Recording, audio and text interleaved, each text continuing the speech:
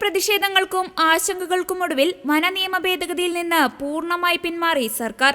വനനിയമ ഭേദഗതിയിൽ ആശങ്ക ഉയർന്നിട്ടുണ്ടെന്നും ആശങ്ക പരിഹരിക്കാതെ മുന്നോട്ടു പോകില്ലെന്നും മുഖ്യമന്ത്രി വാർത്താസമ്മേളനത്തിൽ വ്യക്തമാക്കി. വനനിയമ ഭേദഗതിക്കെതിരെ പ്രതിഷേധം ഉയർന്നതോടെയാണ് ഇക്കാര്യത്തിൽ സർക്കാർ പിന്നോട്ടു പോകുന്നത്. മെത്രാന്മാരുടെ നേതൃത്വത്തിൽ ക്രൈസ്തവ സഭകളും സംഘടനകളും വനനിയമ ഭേദഗതിക്കെതിരെ ശക്തമായി പ്രതിഷേധിച്ച് രംഗത്ത് വന്നിരുന്നു. കർഷകർക്ക് ആശങ്ക ഉണ്ടാക്കുന്ന ഒരു നിയമവും നടപ്പിലാക്കില്ലെന്നും മുഖ്യമന്ത്രി പിണറായി വിജയൻ അറിയിച്ചു. വന്യജീവി ആക്രമണത്തെ പ്രതിരോധിക്കുന്നതിന് പ്രധാന തടസ്സമായി നിൽക്കുന്നത് കേന്ദ്ര നിയമമാണ്. 38,863 ചതുരശ്ര മീറ്ററാണ് കേരളത്തിൽ വനം. ജനസാന്ദ്രതയും ഭൂമിശാസ്ത്ര രീതികളും കണക്കിലെടുത്താകണം എല്ലാ നിയമങ്ങളും നടപ്പാക്കേണ്ടത്. അതേസമയം വനം സംരക്ഷിക്കപ്പെടണം.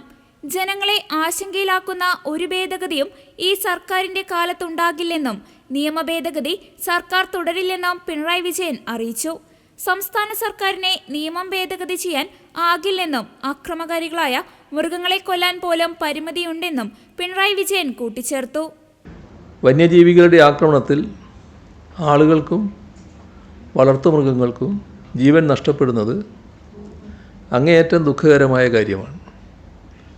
ഇതിനെ എങ്ങനെ ശാശ്വതമായി ചെറുക്കാൻ കഴിയുമെന്നതാണ് സർക്കാർ ആലോചിക്കുന്നത്.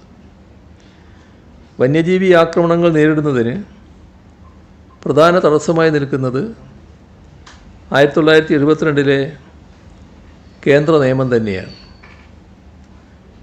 1972 കേന്ദ്ര വന്യജീവി സംരക്ഷണ നിയമത്തിലെ വകുപ്പ് 11(1)(a)യും അതുപ്രകാരം വന്യജീവികളെ നേരിടുന്നതിന് കേന്ദ്ര സർക്കാർ ഏർപ്പെടുത്തിയിട്ടുള്ള കർശന നിയമങ്ങളുമാണ്.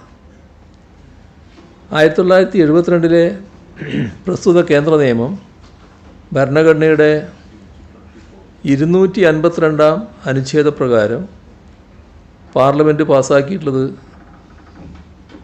അത് ഭേദഗതി ചെയ്യാൻ സംസ്ഥാന സർക്കാരിന് മാത്രം സാധിക്കുന്നതല്ല എന്നതും നാം ഓർക്കേണ്ടതായിട്ടുണ്ട്. ക്രിമിനൽ നിയമത്തിലെ ബന്ധപ്പെട്ട വകുപ്പ് പ്രകാരം ആക്രമണകാരികളായ വന്യമൃഗങ്ങളെ വെടിവെച്ച് കൊല്ലാൻ നിലവിൽ സാധ്യമല്ലാത്ത സ്ഥിതി തന്നെയുണ്ട്.